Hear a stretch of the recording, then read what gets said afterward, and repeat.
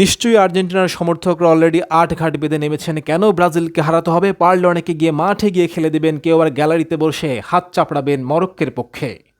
আজকে বাংলাদেশের অনেকেই বলছেন মুসলিম দেশ হিসেবে মরক্কোকে সমর্থন করা উচিত। তাদের মনে অনেকের মনেই হচ্ছে আর্জেন্টিনা। এবার আসা যাক ব্রাজিলের ভক্তদের কাছে। তারা চাচ্ছেন মিশন হেক্সা, ষষ্ঠ বিশ্বকাপ যে কোনো মূল্যে জিততে হবে। যদিও তাদের তুরুপের তাস খুবই কম, তাদের সবচেয়ে বড় জাদুকর বিশেষ করে নেইমার জুনিয়র মাঠে নামতে পারছেন না মরক্কোর বিপক্ষে। তিনি থাকবেন গ্যালারিতে এবং তিনি অলরেডি তার দলকে শুভেচ্ছা জানিয়ে দিয়েছেন, শুভকামনা জানিয়ে বলেছেন এগিয়ে যাও ব্রাজিল। এবার নেইমারের ভার পড়বে ভিনির কাঁধে। যদিও ভিনি এখনও গুরুত্বপূর্ণ ক্যারেক্টার হয়ে উঠতে পারেননি জাতীয় দলে, কারণ তিনি ক্লাবে যতই ভালো খেলুন জাতীয় দলের হয়ে খুব একটা ভালো করতে পারছেন না। রাফিনিয়ার মতো যারা আছেন তাদের উপরই ভরসা করতে হবে।